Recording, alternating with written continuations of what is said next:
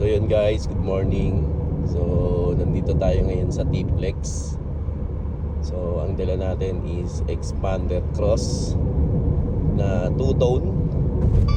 So gamitin natin yung cruise control niya, no? Kung paano ba ginagamit ang cruise control ng isang Expander Cross. So mag-set ka ng speed mo. So ang top speed lang dito sa T-Flex is 100.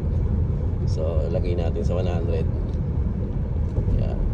Tapos pag na-reach mo na yung 100, itim mo lang to, yung cruise. Tapos yan, wait lang, yan.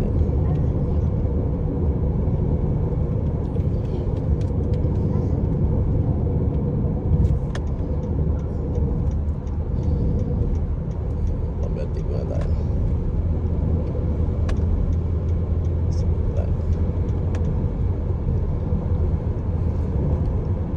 So yan guys, pindutin mo lang tong cruise control nya. Yan. Tapos set mo dito sa baba. Yan, nakaset na yan. So di na ako maapak, no. Yan, tamang chill lang.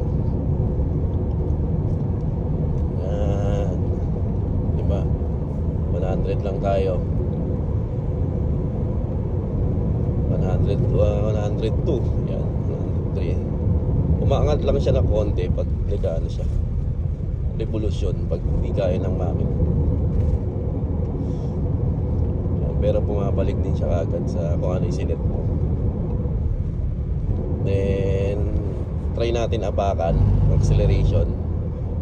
Hindi naman nagka-cancel yung cruise control nya.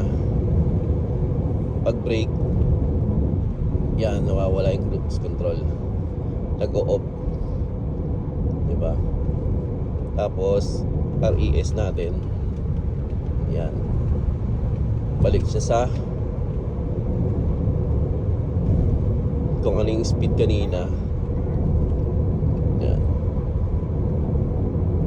Then pwede mo rin i-cancel dito sa ano na, steering wheel nya. So cancel natin. Yan. Pero meron pa rin siyang ano dyan, cruise control na ano, icon dito. So pwede may ilagay siya. Pinindot natin yung RES. Yan, tatakbo ulit siya ng 100. So ganun lang ka ano yung cruise control, no.